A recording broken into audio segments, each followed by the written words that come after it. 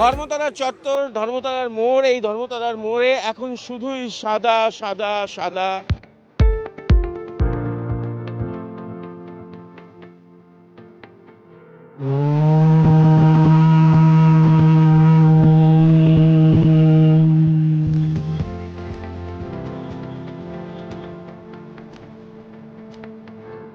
তারকা বা হাফ তারকা তাদের ভিড় দেখা যেত, সেইটা একদমই এখানে নেই।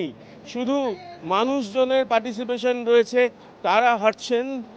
এবং আপাতত এই মুহূর্তে আমরা যেখানে রয়েছি ধর্মতলার মোড়, সেই ধর্মতলা মোড় পেরিয়ে চৌরঙ্গের দিকে যাচ্ছি এবং সেই রাস্তা যাচ্ছে রাইটার্সের দিকে। যারা মর্নিং ওয়াকার, যারা সকালবেলা শরীর নিয়ে করে, তাদের জন্য খুবই ভালো এবং ডেফিনেটলি এই জিনিসগুলো হলে ভালো হয়। আসলে সবার তো সকালটা খুব সুখকর হয় না, ভালো ঘুম হয়, কিন্তু আমরা সবসময় মাঠে ময়দানে থাকি। তো এরকম একটা ডাক পেয়ে ডেফিনেটলি আমি এবং অনিল আমরা দুজনেই এসেছি।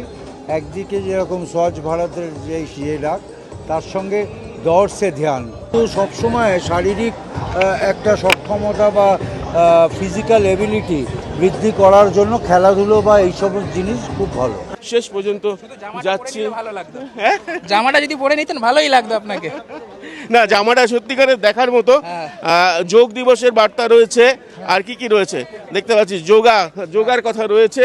অর্থাৎ এই যে ম্যারাথন দৌড়, এই যে ম্যারাথন হাঁটা, এটা কিন্তু যোগ দিবসের দিকেই সূচনা করছে, যোগ দিবসের সূচনা।